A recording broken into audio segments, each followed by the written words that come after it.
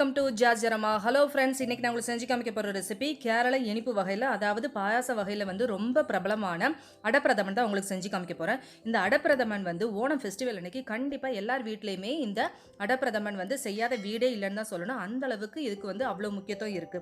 ஏன்னா இது வந்து இந்த அடையில செய்யக்கூடிய இந்த பாயாசம் வந்து முழுக்க முழுக்க தேங்காய் பால் யூஸ் பண்ணி செய்யறதாலையும் இந்த அடப்பிரதமன் வந்து அவ்வளோ டேஸ்டா அவ்வளோ சுவையா இருக்கும். எல்லாருக்குமே இது ரொம்ப பிடிக்கும். நான் உங்களுக்கு கடையில் கிடைக்கக்கூடிய இன்ஸ்டன்ட் அடை வச்சு தான் உங்களுக்கு செஞ்சு காமிக்க போகிறேன். வாங்க எப்படி செய்யலாங்கிறத வீடியோக்குள்ளே போய் பார்க்கலாம். அடப்பிரதமன் செய்கிறதுக்கு நாம் முதல்ல ஃபஸ்ட்டு வந்து அடையை வேக வைக்கணும். அதுக்கு வந்து அடுப்பை பற்ற வச்சுட்டு ஒரு பாத்திரத்தை வச்சுட்டு அதில் 1/2 லிட்டர் அளவுக்கு தண்ணியை ஊற்றி நல்லா கொதிக்க வச்சுருக்கேன். தண்ணி கொதிக்க ஆரம்பிக்கும் போது 1/2 கப் அளவுக்கு ரெடிமேடு இன்ஸ்டன்ட் அடை வந்து நம்ம சேர்த்துக்கலாம்.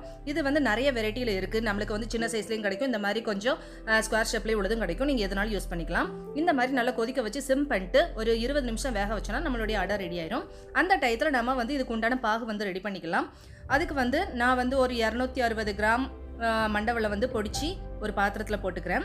ஒரு 1/2 கப் அளவுக்கு தண்ணியை ஊற்றிக்கோங்க. நல்லா கலந்து விட்டுட்டு சிம் பண்ணிட்டு நல்லா அந்த வெல்லம் கரைஞ்சதுக்கு அப்புறம் நம்ம தனியாக எடுத்து வச்சிடலாம். இப்போ பாருங்க, நம்மளுடைய வெல்லம் நல்லா கரைஞ்சாச்சு. நல்லா கரைஞ்சதுக்கு அப்புறம் ஒரு பக்கமாக எடுத்து வச்சிருங்க. இதுக்கு நடுவுலே நம்ம வந்து அடை வந்து எப்படி வெந்திருக்குங்கிறத பார்க்கலாம். பாருங்க, நம்மளுடைய அடை வந்து நல்லா 15-20 நிமிஷத்துல வந்து நல்லா வெந்துருச்சு. இந்த அளவுக்கு நல்லா வெந்ததுக்கு அப்புறம் இப்போ நம்ம வந்து அடையை வந்து நம்ம வடிகட்டணும். அடையை வடிகட்டிட்டு அது வந்து இன்னும் வேகாமல் இருக்கிறதுக்காக நம்ம வந்து நார்மல் வாட்டர் அதில் ஊற்றி நல்லா அலசி எடுத்துக்கணும். ஒரு 2 தடவை நல்லா அலசி எடுத்துட்டோம்னா நல்லா உதிராக இருக்கும் நம்மளுக்கு. இப்போ பாருங்க, நான் வந்து வெங்கல உருளி வந்து அடுப்பில் வச்சிருக்கேன். வச்சுட்டு நம்ம வந்து கரைச்சி எடுத்து வச்ச வெல்லத்தை வந்து இப்போ வடிகட்டி இதில் சேர்த்துக்கலாம். கேரளாவை பொறுத்த வரைக்கும் பாரம்பரியமான உணவு அப்புறம் பாரம்பரியமான இனிப்பு வகை எல்லாமே இந்த மாதிரியான வெங்கல உருளியில தான் செய்வாங்க. இந்த மாதிரியான வெங்கல உருளியில செய்யும் போது அதனுடைய டேஸ்ட்டும் மனமும் அதிகமாகவும் இருக்கும். அதே சமயம் வந்து உடம்புக்கும் ரொம்ப நல்லது. அதனால உங்க வீட்டில் வந்து இந்த மாதிரி வெங்கல பாத்திரங்கள் ஏதாவது இருந்தால் அதில் கண்டிப்பாகவே இந்த மாதிரியான இனிப்பு வகை செஞ்சு பாருங்க. டேஸ்ட் உண்மையிலே ரொம்ப பிரமாதமாக இருக்கும். இப்போ நம்மளுடைய வெள்ளைப்பாகு வந்து நல்லா கொதிச்சதுக்கு அப்புறம் நம்ம வேக வச்ச அடையை வந்து இப்போ சேர்த்துக்கலாம். சேர்த்துட்டு நல்லா கலந்து விடுங்க. இந்த நம்ம சேர்த்துருக்கிற இந்த வெல்லத்தோட பச்சை வாசனைலாம் நல்லா போகணும். அதண்டி நல்லா ஒரு 5 நிமிஷம் நல்லா கொதிக்க விடுங்க. இந்த மாதிரி நம்ம வெல்லத்தோட இந்த அடையை வந்து நல்லா கொதிக்க விடுறதால அடையில வந்து எந்தவித டேஸ்ட்டும் இருக்காது. இந்த வெல்லத்தோட சேரும் போது இந்த அடைக்கு வந்து ஒரு தனியான இனிப்பு சுவை வந்து அதில் கிடைக்கும். அதனால நம்ம இந்த மாதிரி வெல்லத்தோட சேர்த்து கொதிக்க விடணும். இப்போ வந்து அடப்பிரதமனுக்கு வந்து ஜவ்வரிசி சேர்க்கணுங்கிறது எந்த அவசியம் இல்லை, ஆப்ஷனல் தான். ஆனால் நான் வந்து ஒரு 1/4 கப் அளவுக்கு ஜவ்வரிசியை வேக வச்சு சேர்த்துக்கிறேன். ஏன்னா டெக்ஸ்சர் கொஞ்சம் நல்லா இருக்குங்கிறதால எனக்கு பிடிக்குங்கிறதாலையும் சேர்த்துக்கிறேன். நீங்கள் விருப்பப்பட்டீங்கன்னா சேர்த்துக்கோங்க, இல்லைனா இது ஆப்ஷனல் தான். வேக வச்சு ஜவ்வரிசியை சேர்த்த உடனே நல்லா கொதிக்க விடுங்க. நல்லா ஒரு கொதி வந்ததுக்கப்புறம் நான் வந்து 1/2 முறி தேங்காவை வந்து நல்லா பால் எடுத்து வச்சுருக்கேன். இது 2ஆம் தேங்காய் பால் தான் நான் ஊற்றுறேன்.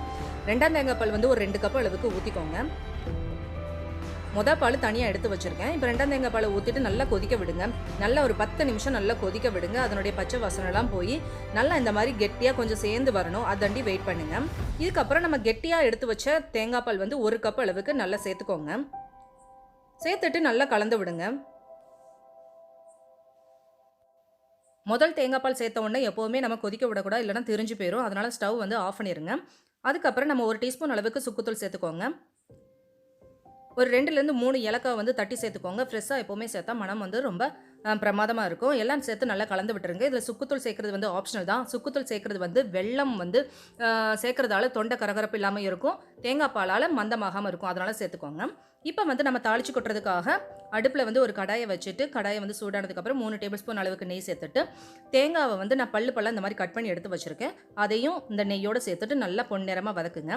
தேங்காய் பால் வந்து சேர்க்குறதால இந்த பாயாசத்துக்கு வந்து கூடுதல் மனம் வந்து கிடைக்குங்கிறதால சேர்த்துக்கோங்க. இது உங்களுக்கு பிடிக்காட்டி நீங்கள் வெறும் முந்திரி பருப்பு மட்டுமே தாளிச்சு கொட்டிக்கலாம். இப்போ அவங்க ஒரு 10 முந்திரி பருப்பையும் சேர்த்துட்டு நல்லா இதையும் பொன்னிறமாக வறுத்தெடுத்து வச்சுக்கோங்க. தனியாக எடுத்து வச்சுக்கோங்க. இப்போ நம்ம வறுத்து வச்ச தேங்காய் பால், முந்திரி பருப்பு, நெய் இது எல்லாத்தையுமே அடப்பிரதமனில் சேர்த்தாச்சுன்னா கேரளாவில் ஓணம் ஃபெஸ்டிவல் அன்றைக்கி செய்யக்கூடிய இந்த அடப்பிரதமன் வந்து சூப்பராக வந்து இப்போ ரெடி ஆகிடுச்சு. இந்த ரெசிபியை வந்து நீங்களும் உங்கள் வீட்டில் செஞ்சு பார்த்து எப்படி வந்துச்சுங்கிறது எனக்கு கமெண்ட் பண்ணி சொல்லுங்கள். அதோட இந்த வீடியோ பிடிச்சிருந்துச்சுன்னா உங்கள் ஃப்ரெண்ட்ஸுக்கு ஷேர் பண்ணுங்கள், லைக் பண்ணுங்கள், கமெண்ட் பண்ணுங்கள், சப்ஸ்கிரைப் பண்ண மறந்துடாதீங்க. உங்களை நெக்ஸ்ட் வீடியோவில் சந்திக்கும் வரை பாய் அண்ட் தேங்க்யூ.